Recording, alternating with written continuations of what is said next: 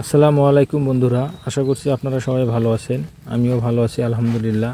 তো প্রতিদিনের মতো আজকেও চলে আসলাম শিল্পীর নতুন আরেকটি ভিডিও নিয়ে আপনাদের কাছে। এই যে দেখতে পাচ্ছেন শিল্পী কচু পাতা কাটতেছে। হয়তো আপনারা ভাববেন গতকালকে তো একটা ভিডিও আপনারা কচু পাতা দিয়েছেন, আজকে আবার কচু পাতা দিয়ে কী করবেন। আসলে আমরা কাঁঠাল দিয়ে পন্তা ভাত খাবো আজকে, যার জন্য এই যে কাঁঠালের ভিতরে যে আঠাগুলো থাকে এই আঠাগুলো পরিষ্কার করার জন্যই কচু পাতা নিয়ে আসছে। আসলে আমি জানি না আপনারা কে কীভাবে কাঁঠাল খেতে পছন্দ করেন।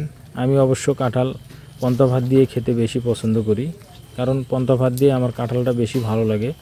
কারণ পন্তা ভাত দিয়ে কাঁঠাল খেলে আমার আর ওই দিন আর তেমন আমার ভাত না খেলেও চলবে। যাই হোক, তবে শিল্পী আবার কাঁঠাল অনেক পছন্দ করে, কিন্তু ও গরমের জন্য খেতে পারে না। আসলে আমি এই ব্যাপারটা বুঝতে পারি না। কাঁঠাল এত উপকারী একটা জিনিস আল্লাহ মানুষের নিয়ামত হিসেবে দিছে, সেই নিয়ামতপূর্ণ জিনিসটা খেলে মানুষের কষ্ট লাগে বা অনেকে অসুস্থ হয়ে যায়, অনেকের গরম লাগে। আমার কিন্তু এটা হয় না, আমার গরমের সময় গরম লাগবেই, কাঁঠাল খেলেও লাগবে, না খেলেও লাগবে। তো শিল্পী বলে, শিল্পী নয় শুধু অনেকেই বলে যে কাঁঠাল খেলে গরম লাগে।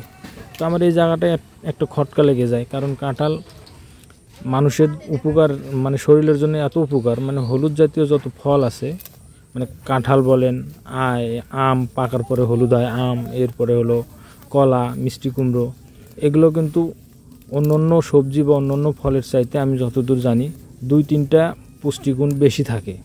তো এত নিয়ামতপূর্ণ একটা জিনিস খেলে মানুষের কষ্ট হবে, সেই জিনিসটা আল্লাহ গরমের সময় কেন দিবেন? উনি তো চাইলে অন্য সময় দিতে পারতেন। তা আমার মনে হয় এটা আসলে মানুষের ভুল ধারণা, কি জানি না। তবে আমার কিন্তু গরম লাগে না কাঁঠাল খেলে।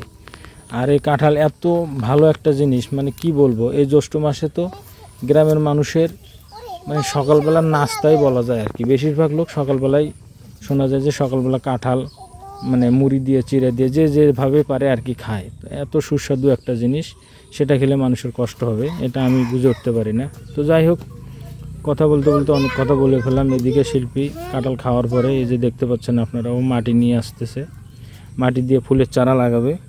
মানে আমার ছোট বোন ও শ্বশুর বাসা থেকে অনেকগুলো ফুলের চারা নিয়ে আসছিল। তো ওগুলো অবশ্য গতকাল আমি অনেকগুলো লাগিয়ে ফেলেছি, কিছু ছিল ওগুলো আবার শিল্পী আজকে লাগাচ্ছে টপে। আমি এমনিতেই ডাইরেক্ট মাটিতে লাগিয়েছিলাম। তো ও অনেক ব্যস্ত থাকার পরে কিন্তু এগুলো করে, মানে এর আগেও আপনাদের সঙ্গে শেয়ার করছি, শিল্পী কিন্তু বসে থাকে না, মানে কাজ থাকলে ও সারাদিন কাজের উপরেই থাকে। আর আপনারা যারা এরকম পেজ আছে তারা তো জানেন যে একটা পেজ চালাতে গেলে তারা কতটা ব্যস্ত থাকে। তো ও পেজ চালায়, তো সেখানে তো অনেক ব্যস্ত, আবার বাচ্চা আছে আমাদের দুটো, সব মিলিয়ে তো ব্যস্ততার মাঝেও দেখেন ও সব কিছু করার পরে এই যে ফুলের টব নিয়ে এগুলো করতেছে। আমাকে বলছিল, আমি অবশ্য ব্যস্ত ছিলাম যার জন্য করতে পারিনি, তো ও নিজেই করতেছে। এগুলো করার পরে ও আবার রান্না করবে। তো যাই হোক, মানে রুচিতে লাগে আর কি, ও করে কাজ করতে, ওর পছন্দ, ও করুক, আমার কোনো বাধা নেই।